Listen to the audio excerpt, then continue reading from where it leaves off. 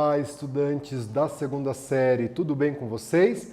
Sejam muito bem-vindos, sejam muito bem-vindas na nossa aula de História. Eu, professor Paulo Brito, Val, nosso querido intérprete aí, para esse bate-papo, para essa conversa sobre Revolução Francesa, período napoleônico, né? A fase inicial da Revolução Francesa, né? Como que essa França estava organizada antes da Revolução e o início da Revolução em 1789, o terceiro estado heterogêneo, chacoalhando as estruturas do mundo moderno, do antigo regime e da monarquia absolutista. Vamos dar uma olhadinha no objetivo, ou nos objetivos da aula de hoje, né? Compreender como se deu o início da Revolução Francesa, como que ela começa, né? Quando que é o estopim da Revolução Francesa, quando que o terceiro estado francês, né, se rebela, toma as ruas de Paris e dá início a essa revolução tão importante que marca o fim da Idade Moderna, o início da história contemporânea, né? E contextualizar o papel do terceiro estado heterogêneo, se lembra? Alta burguesia, média, camponeses, trabalhadores urbanos, rurais, na condução do processo revolucionário. Então vamos juntos aqui, vamos conversar, vamos falar sobre a Revolução Francesa, né? Você lembra como estava dividida a sociedade francesa no antigo regime? Qual grupo social sustentava, né, com seu trabalho e impostos toda a sociedade francesa? Se recorda disso? Então a sociedade francesa estava dividida em 3 estados. O primeiro estado era o clero, alto clero e baixo clero. O segundo estado, a nobreza palaciana, vivia nos palácios, provincial, mais afastada, né, da capital Paris, e a nobreza togada, que eram os burgueses que compravam título de nobre, e o terceiro estado heterogêneo, né, como a gente tem dito, destacado para vocês. Entender a heterogeneidade do terceiro estado é compreender as fases da Revolução Francesa. E era esse terceiro estado que sustentava com o seu trabalho e pagamento de impostos, né, que eram obrigados a fazer, todo o luxo, toda a vida luxuosa, né, do primeiro e do segundo estado, primeiro e segundo estado que não trabalhava, que não pagava impostos, vivia nos palácios, nas cortes, nos jantares ao lado do rei. Então esse era o panorama, né? A França era o estado mais populoso da época, cerca de 25, 26 milhões de pessoas, e 98% da sociedade francesa era composta de terceiro estado que sustentava aí o luxo do primeiro e segundo estado. A Declaração dos Direitos do Homem e do Cidadão vai ser feita em agosto de 1789, ali no início da Revolução Francesa. Então ele vai dizer ali, ó, os homens nascem, são livres e iguais em direitos, né? As distinções sociais só podem se fundamentar na utilidade comum. Então, né, essa declaração do século XVIII já aí vem com o tom de acabar com essa separação de que o primeiro e segundo estado têm privilégios. Todos nascem iguais e livres em direitos. Então não há essa diferença, né? Já o artigo 5º da Constituição Federal, tão importante a gente conhecer a nossa Constituição, né, promulgada no ano de 1988, ele traz ali, né, que todos são iguais perante a lei, sem distinção de qualquer natureza, né? Existem semelhanças entre os dois documentos? É claro que sim, né?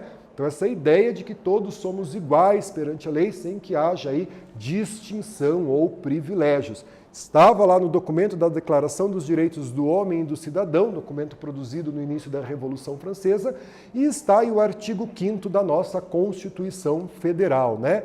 Olha aqui, né? França comemora 230 anos da queda da Bastilha. Então, uma reportagem aí do ano de 2019, né? Se festejou os 230 anos da queda da Bastilha, um dos feriados mais importantes da França, né? Dia 14 de julho de 1789, a queda da Bastilha. E, afinal de contas, o que foi a queda da Bastilha? Vamos discutir, vamos aprender isso juntos, né? Aqui no nosso bate-papo. França às vésperas da Revolução, início de 1789, né? Então, como que estava, né? A França passava por uma grave crise econômica, né? Havia gastado dinheiro com guerras, tá? Havia perdido importantes guerras para a Inglaterra, estava endividada, né? Como, por exemplo, a Guerra dos 7 Anos, que aconteceu no ano de 1756, 1763, entre França e Inglaterra. A França perdeu a guerra, gastou enormes quantias de dinheiro, né? Também havia, né, uma grave crise econômica, fiscal, crise na agricultura, invernos rigorosos, né, e a má administração do monarca Luís XVI, que aumentava os impostos para sustentar a vida de luxo da corte francesa. Diante dessa grave situação, prevendo um levante social, né, um levante político, Luís XVI convoca a Assembleia dos Estados Gerais, né, um instrumento jurídico que havia na França, para uma consulta. Assembleia dos Estados Gerais. Primeiro Estado, segundo Estado e terceiro Estado são convocados para, né, votar em mudanças na legislação francesa. Nessa Assembleia, porém, não era voto por cabeça. Cada Estado tinha direito a um voto. O clero, primeiro Estado, vai ter direito a um voto. A nobreza, segundo Estado, direito a um voto, e o terceiro Estado, 98% dos 26, 27 milhões de habitantes, direito a um único voto, né? Portanto, o clero e a nobreza reunidas, eles vão ter 2 votos contra 1 do terceiro Estado. Foi uma manobra que o Luís XVI fez para falar, olha, houve a tentativa de fazer uma reforma política na França. Então se reúne a Assembleia dos Estados Gerais, mas o voto não é por cabeça. Então, quando perguntam assim, o clero deve pagar impostos? O clero vai votar que não. A nobreza, votando junto com o clero, também diz que não. Mas o terceiro Estado diz que sim. Contagem dos votos, 2-1, o terceiro Estado perdeu. Mas a nobreza tem que pagar imposto? O clero diz não, a nobreza diz não, o terceiro Estado diz sim. O terceiro Estado, mesmo representando 98% da população, perdia a votação na Assembleia dos Estados Gerais. Né? Então, o clero e a nobreza, eles estavam certos de que eles venceriam, mas não foi isso que aconteceu.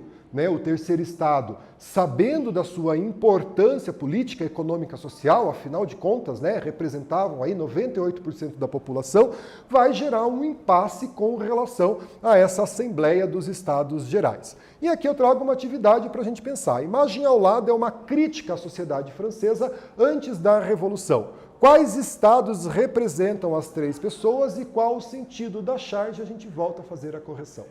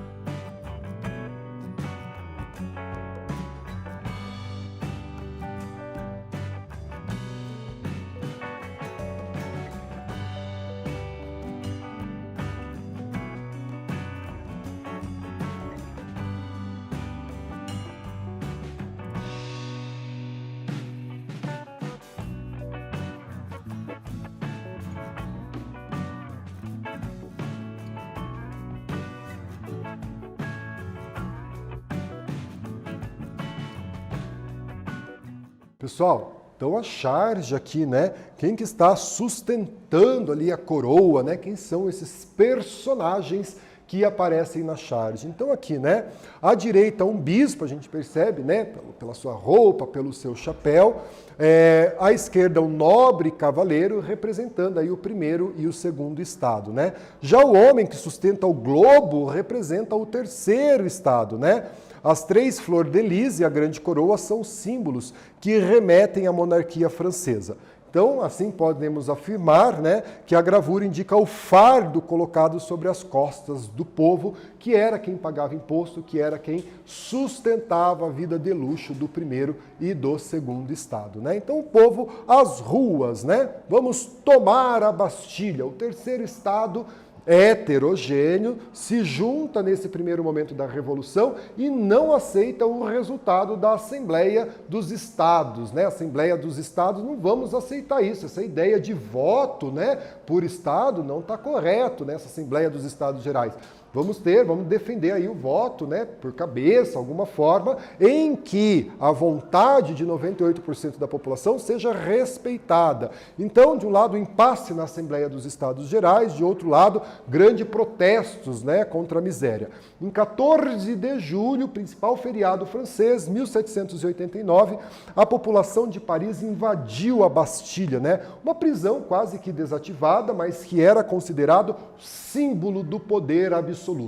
Tomar a Bastilha significava que nós estamos derrubando o poder absoluto. Tem um significado político, né, a tomada da Bastilha. E é esse o fato que marca o início da Revolução Francesa, né? O povo saindo às ruas para a Bastilha, essa prisão, né, que era símbolo da monarquia absolutista, sendo tomada pelo povo. Então é um recado muito claro que o terceiro estado está mandando para essa monarquia, né? Então, passamos um aqui, a tomada da Bastilha, né? Aos gritos, os revolucionários repetiam liberdade, igualdade, fraternidade, né? Lema iluminista que vai ser incorporado à Revolução Francesa. Todo mundo livre, todo mundo igual e a fraternidade, né?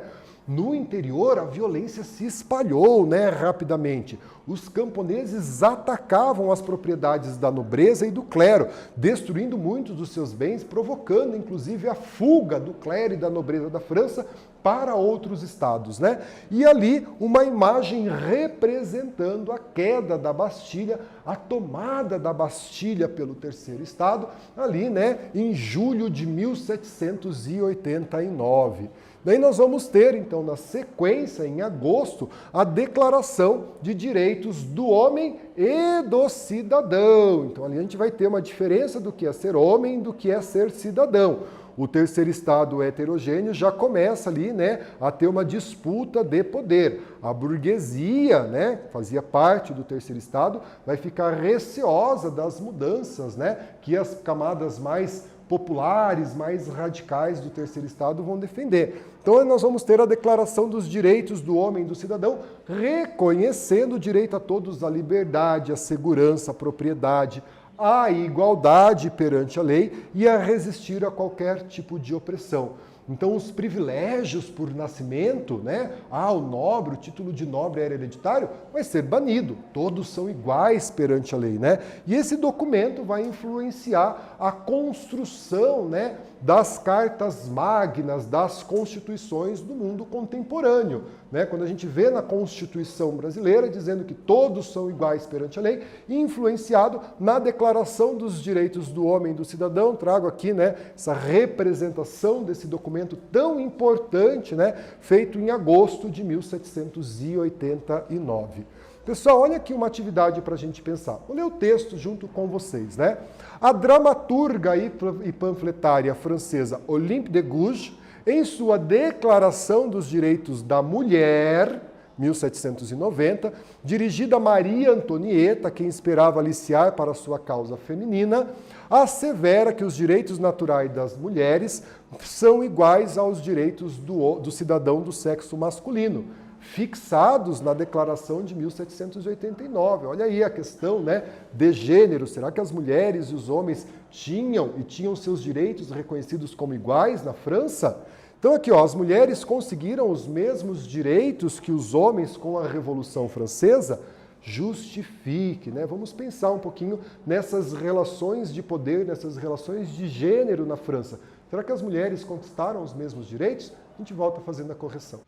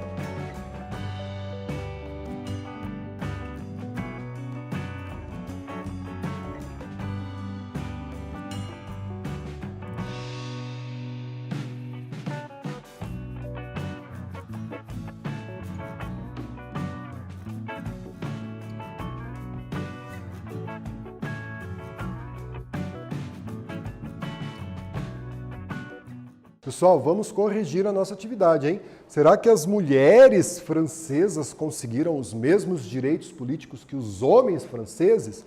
Então aqui, né, apesar dos grandes avanços em relação aos direitos do cidadão, a Declaração dos Direitos do Homem e do Cidadão não considerava as mulheres cidadãs.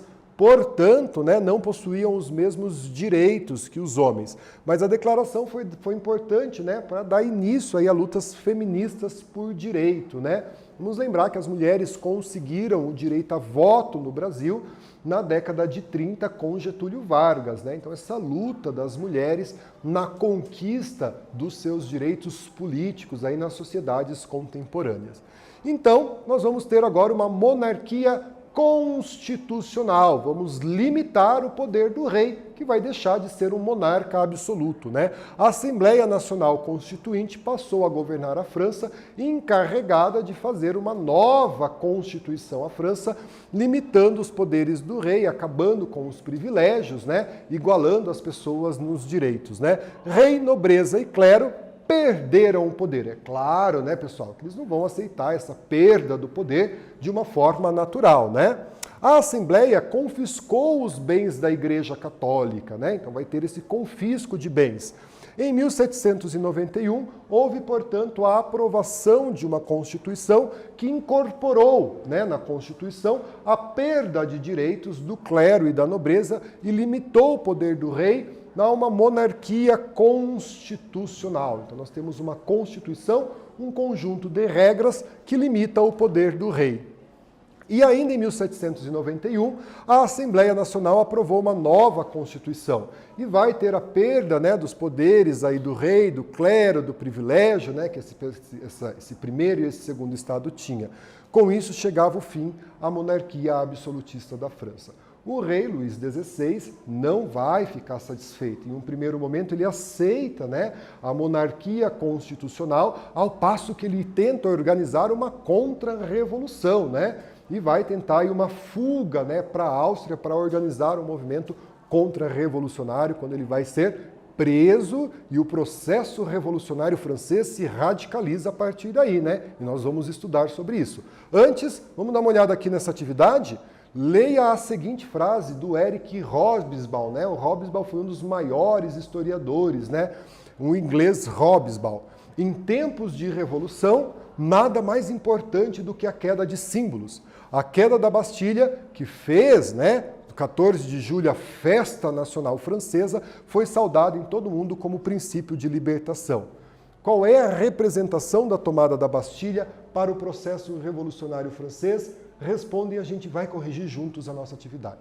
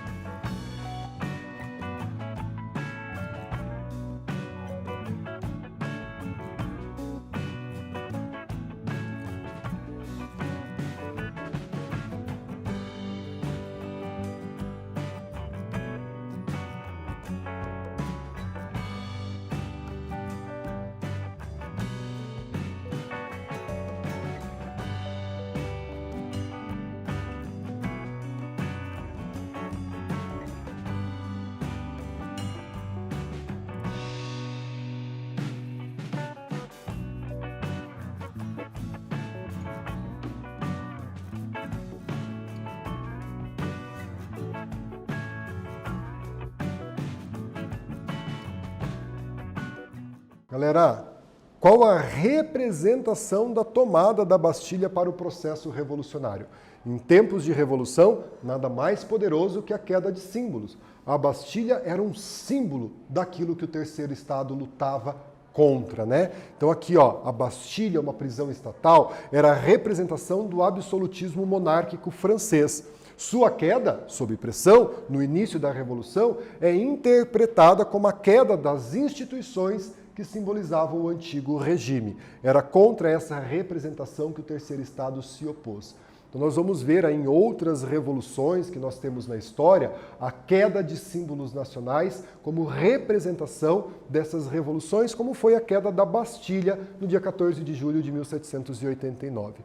Com a monarquia, então outros privilégios foram criados. O voto passou a ser censitário. Lembra que o terceiro Estado queria voto por cabeça e não por Estado? Ao assumir o poder, a alta burguesia já começa a limitar a participação dos trabalhadores urbanos camponeses. Voto censitário, ou seja, você tem que cumprir alguns requisitos para poder votar, entre eles a questão de renda, Somente cidadãos com determinada renda poderiam votar, ou seja, excluindo parte da população do terceiro Estado desse processo. Camponeses, artesãos, operários, mulheres, como nós vimos, que representavam 85% da população, foram excluídos do direito ao voto. Por isso que nós vimos Declaração dos Direitos do Homem e do Cidadão. Igualdade. A igualdade entre as pessoas é um direito para todo mundo. Direito a voto é o direito do cidadão. Então nós vamos ter essa diferença entre ser cidadão e ser homem a partir da monarquia constitucional. Alguns direitos, como o direito à vida, à liberdade, é para todos. Outros direitos, como o de participação política, continua sendo seletivo a um grupo de pessoas. Então aqui, diante desse cenário, de como vivia a França, foi aí convocada a Assembleia dos Estados Gerais, que vai tentar, uma tentativa do rei de contornar a crise, Não deu certo, o terceiro Estado não aceita o voto por Estado, nós vamos ter aí a Declaração dos Direitos do Homem e do Cidadão. 14 de julho, né, a população francesa, contrária à Assembleia dos Estados Gerais, tomam as ruas de Paris. Nós vamos ter um evento conhecido como Queda da Bastilha. E o lema da Revolução: liberdade, igualdade e fraternidade. Minha moçada querida, obrigado pela companhia, fiquem bem, se cuidem e até a próxima aula. Tchau, tchau.